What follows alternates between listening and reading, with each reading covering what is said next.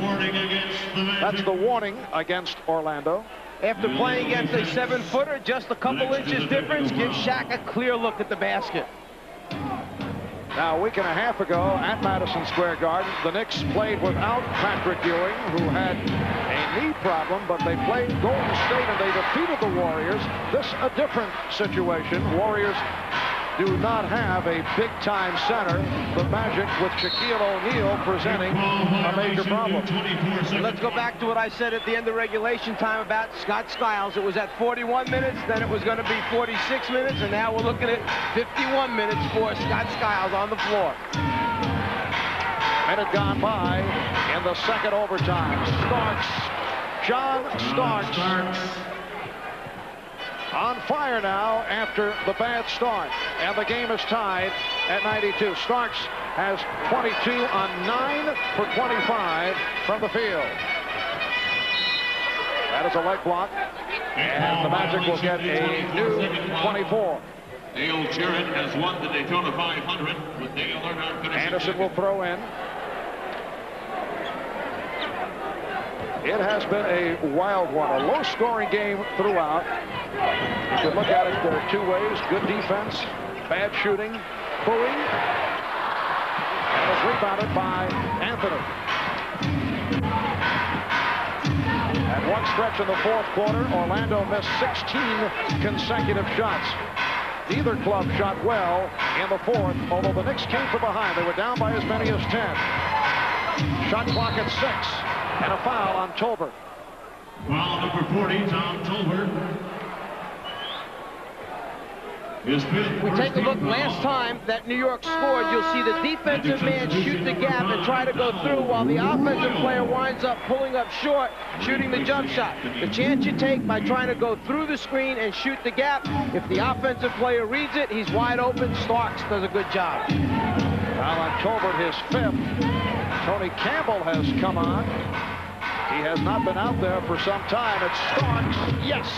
The Knick offense is now John Starks. He has become unconscious after struggling earlier. The Knicks lead 94-92. Starks 7 for his last 10 from the field. Anderson posting up Starks. Clipped him on the chin. Rebound is picked up by O'Neal, and a foul. Yes, and it counts. Shaquille actually pushed his own teammate out of the way to come up with that offensive rebound. Anderson trying to put a little pressure on Starks, who has hurt them at the offensive end. Shaq says, Tolbert, move out of the way. Let me get this one, Tommy.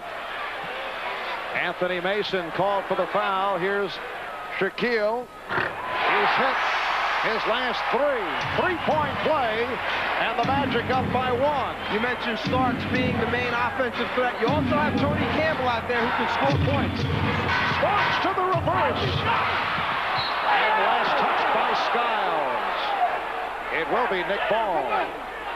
2:23 remaining in the second overtime. Orlando leads by 1.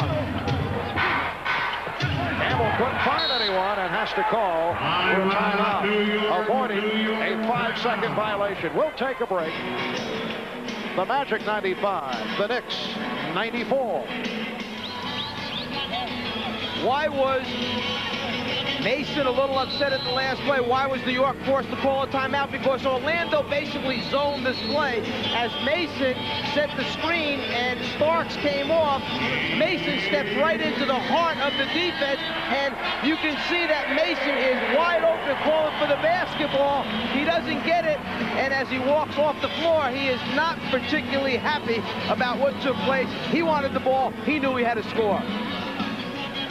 The Knicks have 2 timeouts remaining. Orlando with 3. Mason will throw in. Mason, Williams, Campbell up front, Anthony and Starks in the backcourt. Donald Royal now guarding John Starks. Orlando with a 1-point lead, 95-94. 2 minutes, 15 seconds to go in the second overtime. Isolation for Starks. It's all on his back right now to produce a shot. And he goes to the left hand, came up short. Starks getting to it, and he drew the foul. What an effort by John Starks. Well, he may make some mistakes, but one thing you'll never take away from him is the fact that he has a gigantic heart and gives every ounce of energy out there on the floor. When you've got players out there like Mason, like Starks, they just keep coming after you. They're relentless. Their hope is they eventually wear you down. Shaquille O'Neal was called for that foul. His fifth.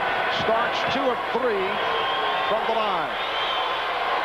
And he has been a solid free throw shooter. He's at 78%. The game is tied at 95. Orlando has been double teaming Anthony Mason along the lane line because New York is not a good free throw shooting team. They miss a lot. Mason has become a very good offensive rebounder on missed free throws. So Orlando has been squeezing him. Right now they've got Anderson and Tolbert putting a double team on Mason on the block out. The Knicks take a 96-95 lead, just under 2 minutes remaining. Second overtime. Scott Skiles has played over 50 minutes now. That pass was deflected. Starks claiming that he was hit by Royal, but he took a shot, pleading his case to the official Joe Crawford.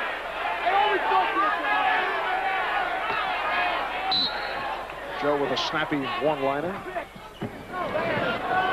Shot clock at 10. Anderson forced toward the left by Campbell, and Mason snatches the rebound. Tony Campbell put a pretty strong body on Anderson that time to knock him off balance before he went up with the jumper. The Knicks by 1, trying to make it 8 straight wins. 12 of the last 13. Orlando continues to come back, as they did at the end of the first overtime, at the end of regulation. Starks for 3. Kept alive by Anthony. When you take long jumpers, if they miss and hit the rim, you're going to have long rebounds. The problem is Skiles was on his way in to try and help on the glass because he knew Shaquille had gone out to challenge the jump shot. 10 on the 24. 1 minute left in the second overtime. Shot clock at 5. Mason out to Anthony. Williams has to shoot. And it will be Orlando ball. The shot clock was down to 1. And Herb Williams, who has been shooting very poorly as of late, it's difficult, he's been in and out of games, has not been getting much time, but he had shot well earlier this season. But he's been way off recently. And Pat Riley feels that he's putting too much pressure on himself, feeling that he has to make shots. He doesn't. All he has to do is defend and rebound. Anderson able to play the deflection. The pass went through O'Neal. Orlando takes a 1-point lead, and the Knicks call for time with 38 seconds remaining in the second overtime. Well, sometimes you can draw it up and it works. Other times it doesn't matter what you draw up. You just get lucky, and that time they got lucky. As you see, 38 seconds remaining in the second overtime. Knicks have 1 timeout left. Orlando with 3. Here's another look at that last play. The deflection to Nick Anderson. Well, I think that what Shaq was trying to do is he remembers the pass earlier in the game that Oakley threw it out, looking where he fired it over his shoulder to Ewing on the baseline. That was Shaq's version of the same pass. Anthony setting it up. The Knicks are down by 1. Mason with a pretty swing-away move and got the roll. So the Knicks lead 98-97. 26 seconds remaining in the second overtime. That was a real tough basket that time for Mason because after the up and under move where he faked Tolbert out, Shaquille had rotated over. He got that righty hook up over the top of Shaquille. Tolbert draws the foul. Foul committed by Tony Campbell. And that's the first field goal today for Anthony Mason, who's done his scoring at the foul line. Well, the fake gets rid of Tolbert, but then here's Shaquille coming. He waited a little bit too long to elevate that time. At the other end of the floor, put it on the floor, make them move their feet.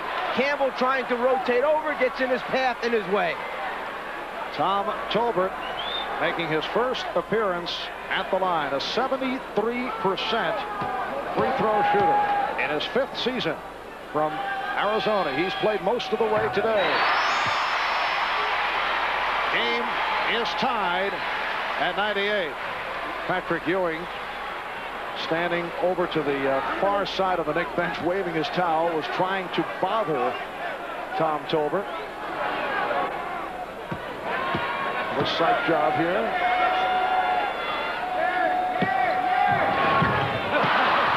Herb Williams with the rebound, and the Knicks call for time. So, the game tied at 98. 12 and 8/10 seconds remaining. Second overtime. When we come back, it will be Nick Ball. And who knows, maybe a third overtime to come. During those last free throw opportunities, Patrick Ewing, trying to bother the shooter, was waving his towel down in the corner by the Knicks bench. One of the officials walked over, made Ewing move from that position. He could have called disconcerting the shooter, which would have awarded Orlando one more free throw opportunity. That's why Patrick moved up the court away from that deep corner spot where he could be seen by Tolbert. This the fourth time this season that an NBA game has gone to a double overtime. There has not been a triple overtime this year. 12 and 8/10 seconds remaining in the second overtime. The Knicks and the Orlando Magic are tied at 98 as Anthony moves it to the front court. Down to 6. Down to 3. Starks with the open shot, rejected by O'Neal. And time runs out. We go to a third overtime. That will not count.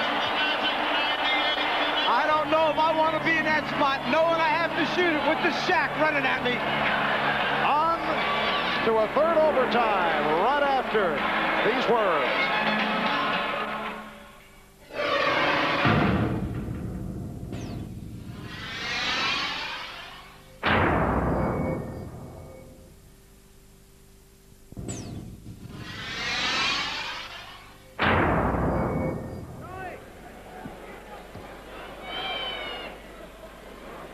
Welcome back to Orlando as Herb Williams and Shaquille O'Neal go on the opening tip, and this third overtime is underway. First ever triple overtime in the 4-year history of the Orlando Magic. The Knicks last played triple overtime back in 1977. Tolbert could hold on. Williams gets to it. December 16th, 1977. Knicks at Milwaukee. The Knicks lost 152-150 the last time they were involved in a triple overtime. And this is the first triple overtime of the season in the NBA. Anthony looking for the shot. He's picked up on a switch, and then Skiles gets back to him. Shot clock down to 1. Anthony Williams with the rebound. Herb Williams blowing the layup.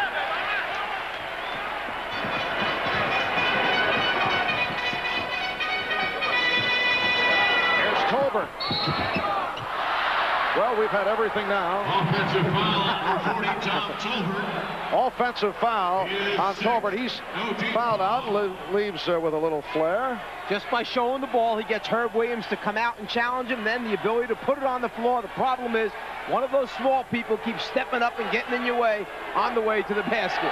Well, some cynic just came by and said, well, perhaps in the third overtime, these clubs will reach 100 points.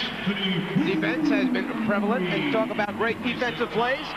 The ball fake gets rid of one defensive man, but when the next guy, the big one, comes out at you, too tough to get it over the top of Shaquille. Anthony gets a pick from Campbell. Now Mason working against O'Neal.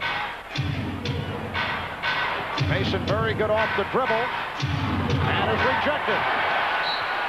Bowie lost it. Anthony Mason, a very skilled ball handler despite his size, but Shaquille stayed right with it. He did an excellent job. Tried to stay down in his stance. If you can do that for a 7-1 guy, moved his feet and then avoided the contact. Starks way off. Mason, 24-second violation. So Orlando gets it back. Game tied 98. A minute 20 gone by in this third overtime. John Starks, following that hot streak, has now missed his last 5. He's 10 for 31 from the field. Patrick Ewing is fouled out. Here's Royal. Williams got a piece of it. Starks try to spin his way. And Skiles with the save. Campbell hit the deck. Well, with all the fouls that have taken place and people that are on the bench out of the game, it's like the little people are taking over the glass right now, fighting for every rebound. Rebounded by Mason. Neither club has